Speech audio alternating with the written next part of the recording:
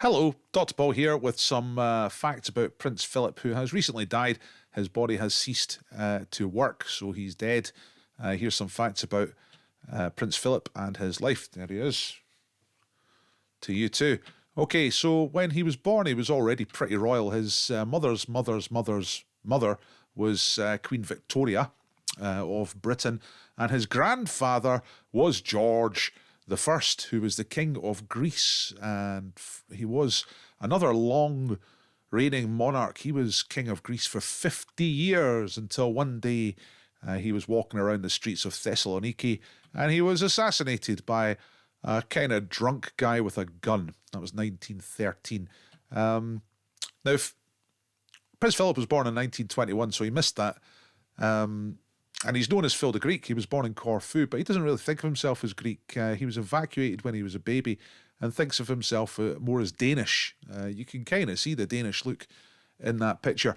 And he grew up, the family evacuated because the Greeks got rid of their monarchy in 1922. There was a threat to Philip's family. Might have got themselves killed. So they fled from Greece, and first of all he moved to Paris, then he went to London, he went to school there. He also went to an interesting school in Germany that was run by a guy called Kurt Hahn, who was a Jew, and this was in the 1930s in Germany. It wasn't a great time to be a Jew, a great time and place to be a Jew. Kurt Hahn spoke out quite strongly against Hitler and briefly went to jail, and when he got out of jail, he did pretty much the sensible thing and got out of Germany. He went to Scotland where he set up Gordonston School. Now, Philip transferred there, so he kept the same headmaster and completed his education there. He became friends with Kurt Hahn later life. There they are in later life. And Kurt Hahn was involved with Outward Bound and also quite involved with the Duke of Edinburgh Award. Kurt Hahn is an interesting guy and probably deserves a video all by himself. Anyway, during the war, which came along pretty soon, Prince Philip was in the Navy. There's a story told that he saved the crew of HMS Wallace, which is the ship you can see there. They were invading Sicily. It was night time. There was a German bomber coming, doing runs. And the ship was rather defenceless. Everyone thought they were going to get killed. So Prince Philip, quick as a flash, came up with a scheme, put a raft overboard, put some burning debris and some smoke on it, turned off the engine so there's no wake, and the ship drifted away.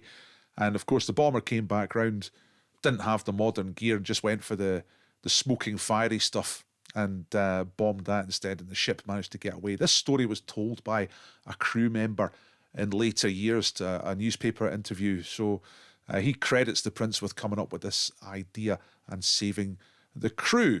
After the war, he got together with the Queen, who wasn't the Queen yet. She's Princess Elizabeth. They got married, and when they got married in 1947, the BBC recorded their wedding and broadcast it on Radio 2, apparently an audience of 200 million listeners, which is quite good numbers.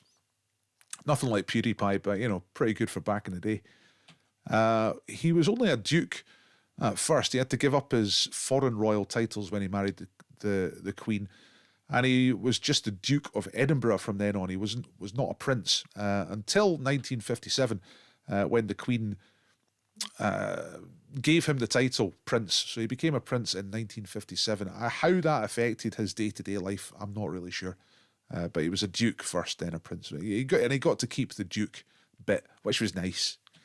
Up in the air, Prince Philip liked being up there. He's up there now. But he was the first ever member of the royal family to fly in a helicopter. And he started doing flying lessons in 1952. He clocked up more than 5,000 hours as a pilot, and up to the time of his death, he was and still is the only member of the royal family to have ever flown a single-seat plane. So, quite a flyer. Carriage driving was another passion of his.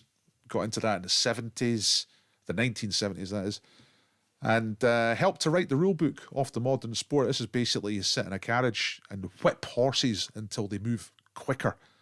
So he was into that. There's a book that he wrote later on the subject. You can buy that on Amazon. Number 8, he did not kill Diana. He couldn't have killed Diana because he was in Scotland. He was in Balmoral at the time and she was in Paris. So it wasn't him.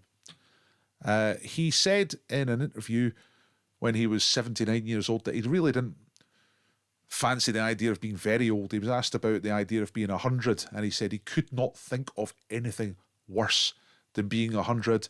There are bits of me falling off already. And that was when he was 79.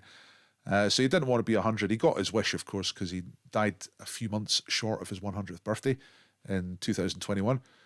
And he's appeared in a few books as a fictional character. In the Wet by Neville Shute, Mrs. Harris Goes to Moscow by Paul Gallico, Patriot Games by Tom Clancy, and The Queen and I by Sue Townsend. He appears in all of those. Last one is the only one out of those 4 that I've read. Well worth a read. The Republicans get into power in the UK, an extreme left-wing government. They abolish the monarchy and the royal family have to go and live in a council house on an estate in the Midlands, and it's great stuff. Well worth a read. Anyway, there you go. There's some stuff about Prince Philip. Dr. Paul Quiz Facts. If you like it, like it. If you want to see some more, subscribe. Come and join us for the live quiz sometime. We do live quizzes 3 times a week. You love it. See you later. Bye.